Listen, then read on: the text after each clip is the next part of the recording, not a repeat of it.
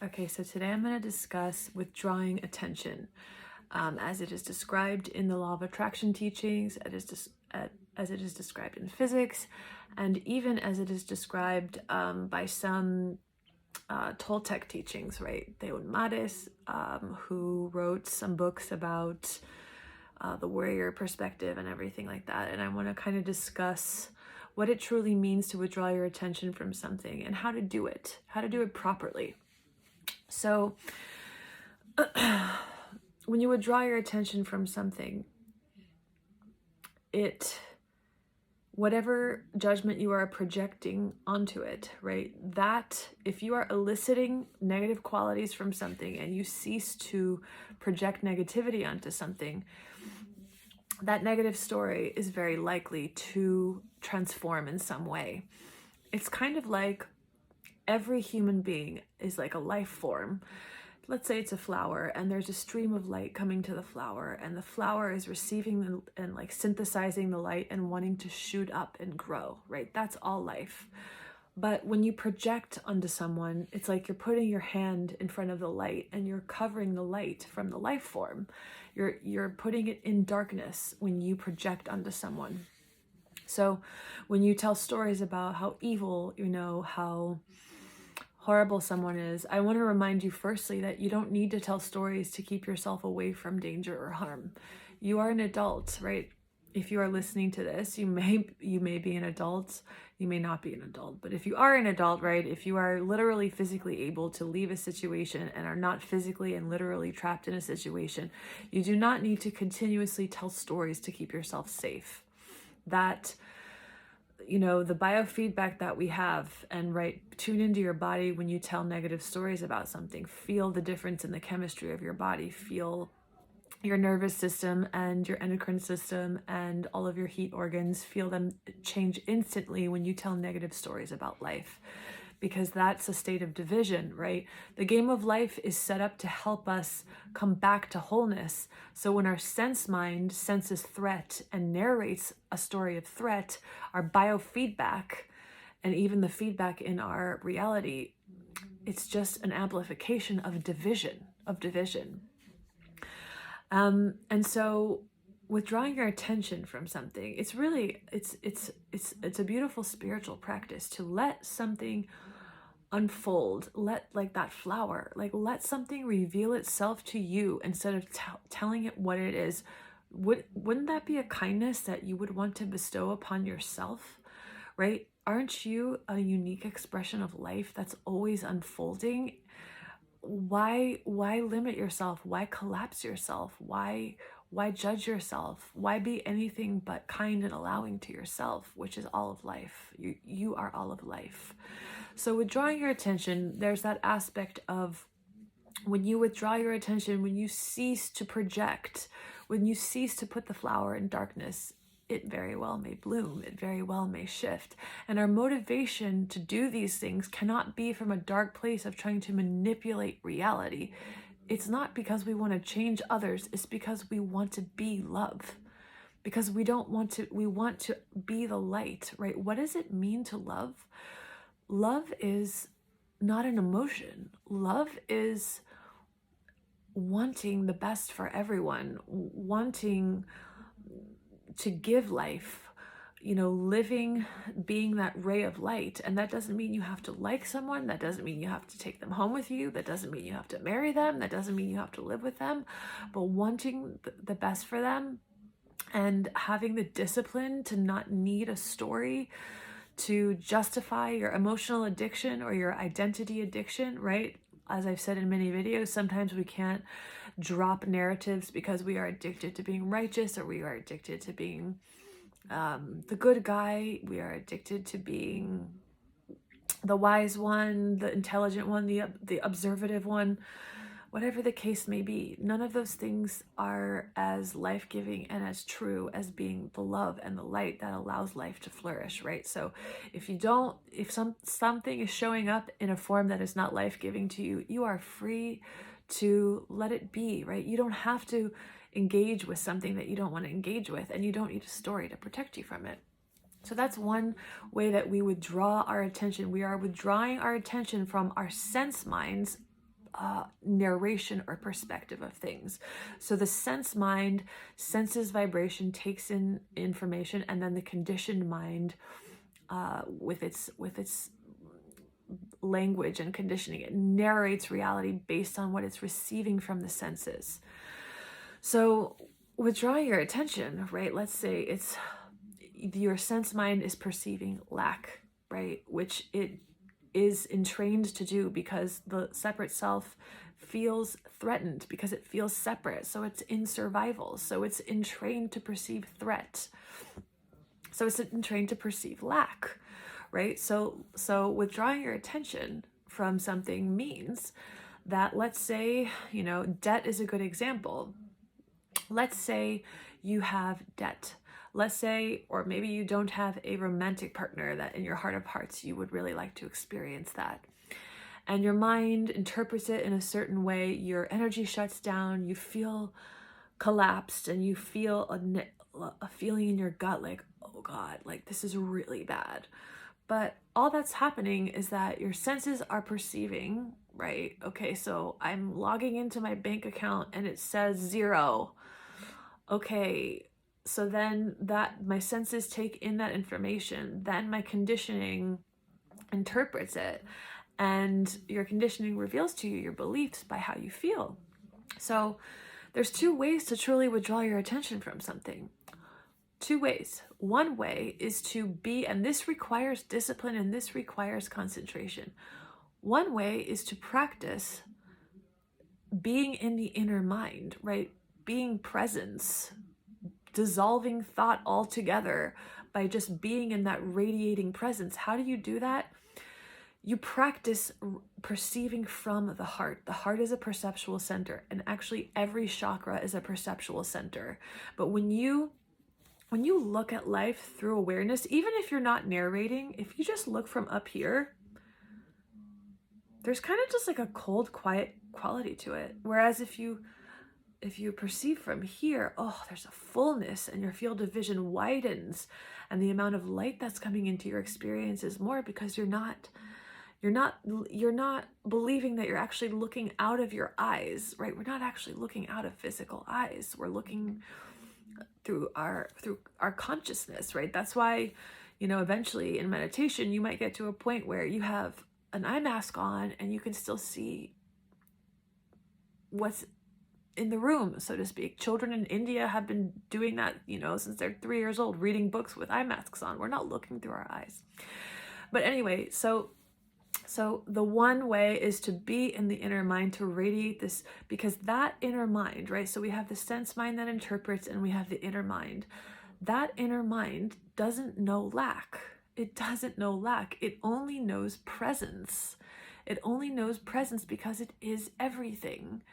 And so if there's a desire in your heart, first of all, the realization of who you really are, which is this inner mind. This is the more fundamental aspect of who you are, this inner mind.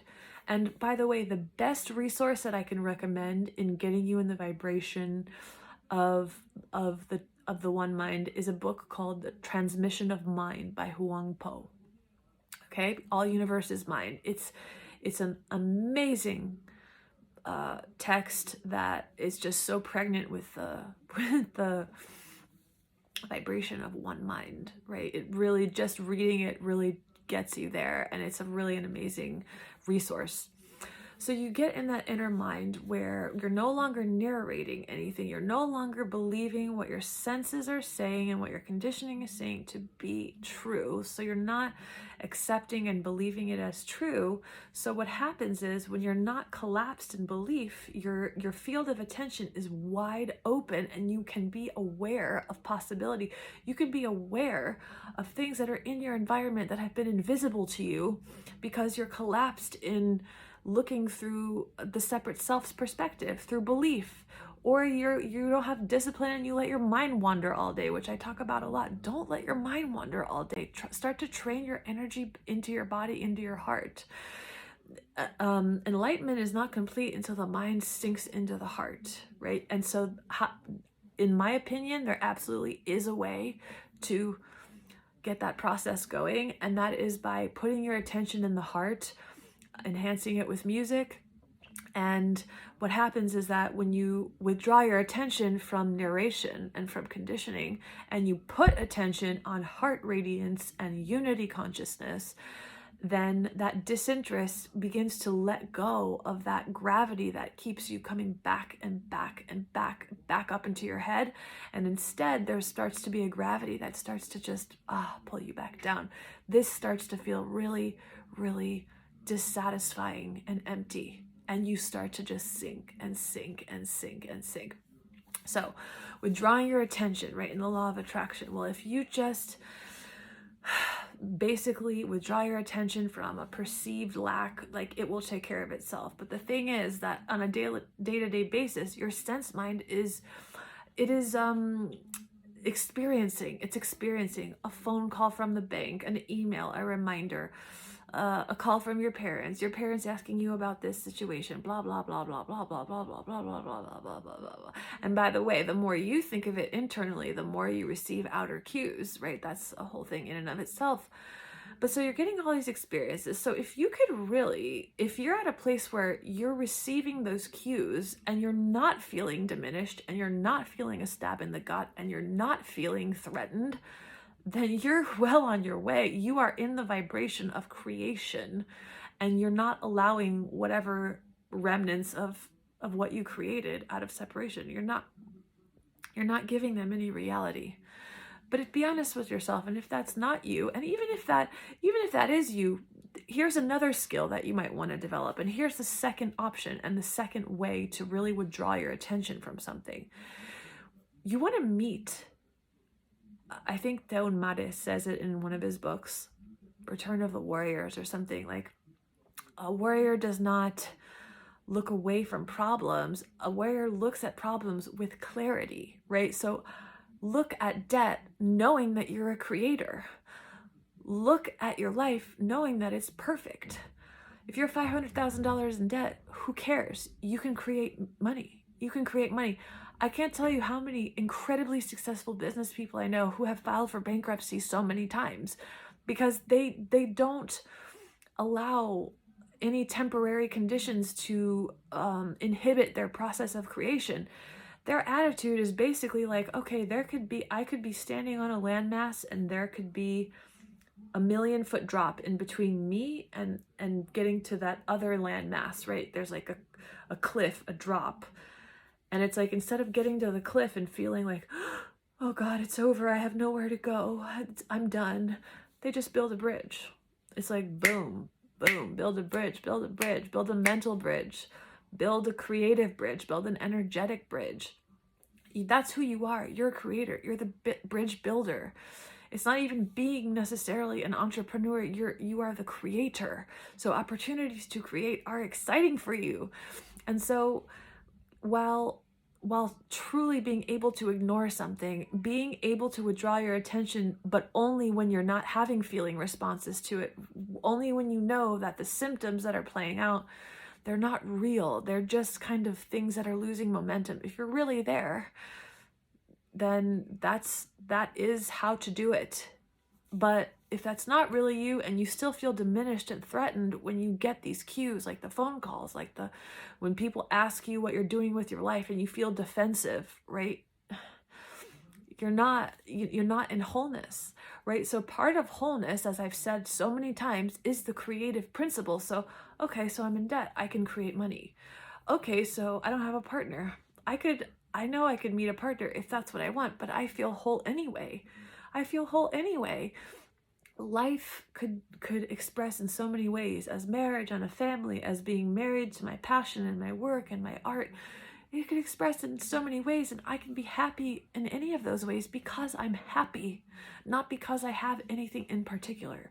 I'm happy and I'm a creator, and whatever stems from that realization will enhance my happiness in a way that's really genuine for me. So when you look at something, right, instead of trying to pretend like you're ignoring it, look straight at it with creativity. Look straight at it with creativity. I mean, anything else, like if you have so many, if your sense mind is exposed to so many potential triggers, it doesn't have to be a trigger, but you should get into the habit of like looking at something and not feeling like you're at that cliff and your only option is to fall off the cliff. No, you have the option to just build the bridge and continue on. It's like if I if I get a if I've been given a diagnosis. I remember when I had cancer and I would get blood work done, I would get an email with my blood results. And I would get freaked out at first, but then I started realizing, as long as I'm going to choose to get this test, like, do I really want to sit here trembling? Or do I want to just decide, like, whatever it says is okay? Because for so many reasons, because I know my body's a genius healer, because I know that if I want to live and I want to keep going here, that I can. I know that if I die, that's okay too, because I know I'm eternal. Like, everything's okay. Like, I do want to continue on. I want to live a long time in this body. I love this life. But like, none of the potential outcomes bother me. But I also know I'm a creator, and I also just know that I desire to stay. And so it is. Right? So even if the blood test result says, oh, you have this tumor marker, so what? So what? It doesn't matter. It doesn't matter. Your bank account balance doesn't matter. Your diagnostic blood results or your images don't matter, right? If you want to keep going, if you want to stay here in this physical world and create and have experiences of luxury, of love, of family, then so it is, and you can. And it's really helpful to be able to look at something and to be able to demonstrate that you can look at something as the warrior does, with clarity, just with clarity, right? It's kind of like my attitude with entities, which I was going to do a whole separate video about entities. It's the same thing. You should not be afraid of entities or anything. Like, if something, I've had things appear in my reality so quickly. It's kind of like a firework going off in front of your face. Of course it's going to startle you, but then it's like, okay, like, there's like stuff everywhere, there's beings everywhere, and really what's more important is my understanding of why I would attract such a thing, right? If you have a chronic attachment, it's because you have a belief about yourself that you're a slave, or you have an addiction, or you have really strong emotional energy that they feed off of. They feed off of emotional energy, right? Like stories of people getting scared by ghosts. Those ghosts like to fuck with you maybe, and they get you really riled up, and then they feed on that fear energy, because humans are channeling God. Humans have consciousness because we have a soul and we are consciousness, right? Some things are just much more, everything is life, but we have more, I don't know, I don't want to call it intelligence, but there are certain like energy forms that they aren't as lucid, let's say. Just like there's humans that are more lucid and less lucid, there are all kinds of beings that are more and less lucid, but you don't need to be afraid of anything. You don't need to be afraid of anything. If you're going to be in this world with all kinds of stuff going on, right? Whether it's what's happening on the world stage, whether it's what's happening in the energy realms, don't you just want to look at it and know that you can create within it? Somebody was talking to me the other day about asking me, it was a French person asking me, oh, what kind of government do we need? What kind of politics do we need? And I said, that's the wrong question. The right question, asking what kind of government do we need? And you might think I'm radical and I don't really give a shit, but asking what kind of government do we need is not the right question, because that's like asking what kind of mommy and daddy do we need? We don't need a mommy and daddy anymore. We need to realize that we are divine adults and that we are creators, and we need to demonstrate creation and to look upon things with clarity and creativity, so that we can demonstrate that for others, so that people are free and not trapped in low states of energy where they need to be governed. And we may or may not be anywhere close to that, but it doesn't matter. I hold the vision where people awaken to who they are, and we live in a world of creativity and love. We live in a world of creativity and love, right? And there's so many things that could be done right? It could be as simple as a public television station, like educating people on emotional intelligence and conflict resolution and understanding of energy. That would be such an amazing education, and it's there. It's there. The problems of the world are just absence of creativity, which in my definition means absence of the conscious awareness of God, of yourself as divine, right? There are solutions to everything when you are connected to who you are, when you are conscious of being divine, when you are connected to the silence, which is endlessly creative. You are endlessly creative.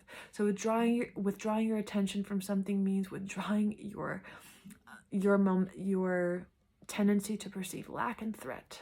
That's really what it means. And the way to do that is to either be in the inner mind and be in this energy of abundance, right? Another way is to practice the frequency of abundance.